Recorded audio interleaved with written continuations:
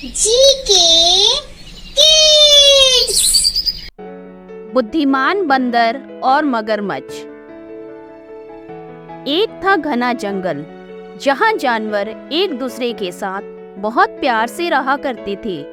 उस जंगल के बीच एक बहुत सुंदर और बड़ा तालाब था। उस तालाब में एक मगरमच्छ रहता था। तालाब के चारों ओर बहुत सारे फलों के पेड़ लगे हुए थे। उनमें से एक पेड़ पर बंदर रहता था। बंदर और मगरमच्छ एक दूसरे के बहुत अच्छे दोस्त थे।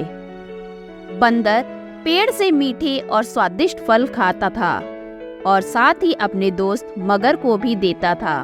बंदर अपने दोस्त मगर का खास ख्याल रखता और मगर भी उसे अपनी पीठ पर बैठाकर पूरे तालाब में घुमाता था। दिन निकलते गए और दोनों की दोस्ती गहरी होती गई। बंदर जो फल मगरमच्छ को देता था, मगरमच्छ उनमें से कुछ फल अपनी पत्नी को भी खिलाता था। दोनों फलों को बड़े ही चाव से खाते थे।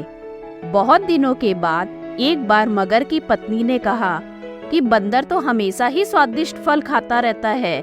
जरा सोचो उसका कलेजा कितना स्वादिष्ट होगा।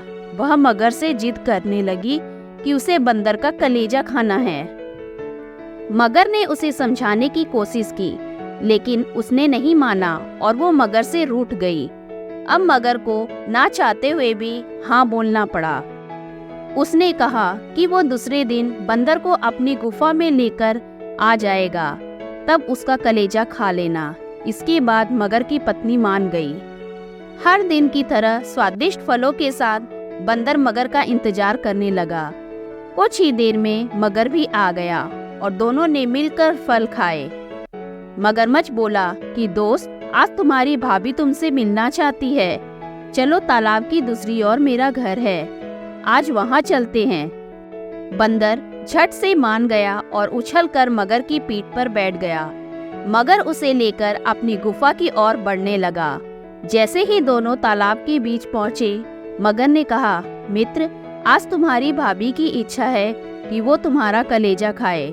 ऐसा कहकर उसने पूरी बात बताई। बात सुनकर बंदर कुछ सोचने लगा और बोला, मित्र, तुमने मुझे यह पहले क्यों नहीं बताया? मगर ने पूछा, क्यों मित्र, क्या हो गया? बंदर बोला कि मैं अपना कलेजा तो पेड़ पर ही छोड़ आया हूँ। तुम मुझे वापस ले चलो तो मैं अपना कलेजा साथ में ले आऊंगा। मगर बंदर की बातों में आ गया और वापस किनारे पर आ गया। वो दोनों जैसे ही किनारे पर पहुंचे, बंदर झट से पेड़ पर चढ़ गया और बोला कि मूर्ख, तुझे पता नहीं कि हमारे अंदर ही होता है। मैं हमेशा ही तुम्हारा भला सोचता रहा और तुम मुझे ही खाने चले थे। कैसी मित्रता है यह तुम्हारी? चले जाओ यहाँ से। मगर अपनी करनी पर बहुत शर्मिंदा हुआ और उसने बंदर से माफी मांगी, लेकिन अब बंदर उसकी बातों में नहीं आने वाला था। शिक्षा। इस कहानी से हमें यह शिक्षा मिलती है कि संकट के समय हमें घबराना नहीं चाहिए। मुसीबत के समय बुद्धि का उपयोग कर उसे दूर करने का उपाय सोचना चाहिए।